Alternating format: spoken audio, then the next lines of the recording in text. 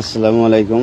ওয়ালাইকুম আসসালাম। আমি প্রবাসী ছিলাম, যার কারণে প্রবাসীদের কষ্ট দুঃখ বুঝি।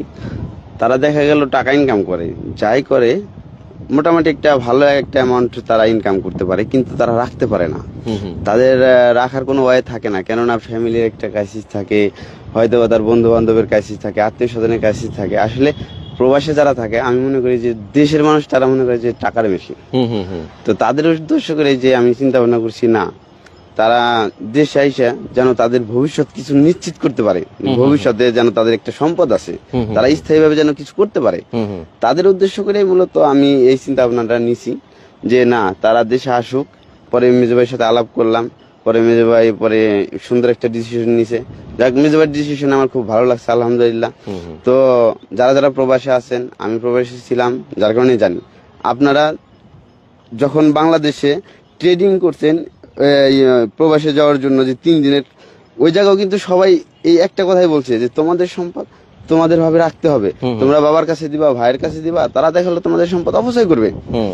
এটা কিন্তু আমাদের ওই জায়গা থেকে শিক্ষা দিছে। প্রবাসে যায়ও ঠিক আপনারা দেখেন অনেক ফ্যামিলিতে ঠিক এই সেম ঘটনা ঘটতেছে, এবং আমরা নিউজও এইটাই পাইতেছি। ঠিক। তো আমার সবকিছু মিলে যে না, আমি প্রবাসীদের জন্য কিছু করতে চাই, আমার নিজের পক্ষ থেকে এটা উদ্যোগ নিচ্ছি। এবং আমার সাথে আমার ভাই আছে, ইনিও আমার সাথে এখন জড়িত এই উদ্যোগের ব্যাপারে, এবং তিনি একমত। আচ্ছা আচ্ছা। তো সব প্রবাসী ভাইরা আমি দোয়া করি আপনারা ভালো থাকেন, দেশে আসেন এবং দেশে কিছু একটা করে আপনারা আপনাদের ভবিষ্যৎ নিশ্চিত করেন। সারা জীবন প্রবাসী থাকাটা সম্ভব না। আপনারা ফ্যামিলির পিছনে সময় দিবেন, প্রবাসী থাকবেন, আসলে এইভাবে হয় না। তো প্রবাসী থাকলে কি দেখা গেল কারো দুঃখ কেউ বুঝে না, কারো কষ্ট কেউ বুঝে না। দেশে একটা অনুষ্ঠান হইতেছে, সে ভিডিও ফোনে একটু খুশি হইতেছে, কিন্তু তার অন্তরটা ফেটে যায়। ঠিক ঠিক। সে কোনো আনন্দ ভোগ করতে পারে না। তার একটু অসুখ হয়েছে, সে ওই বিদেশে এমন প্রবাসী এমন একটা জগৎ যে কেউ কারো হেল্প করতে চায় না, কেননা কারো ওইভাবে সময় নাই। ডিউটি করতে হয়, আসতে হয়, গোসল, জামা কাপড় ধোয়া, রান্না সব করতে হবে। হ্যাঁ, নিজেরই সব করতে হয়। যার কারণে আরেকজনের যে হেল্প করবে সেই সময়টা পাওয়া খুব কষ্ট।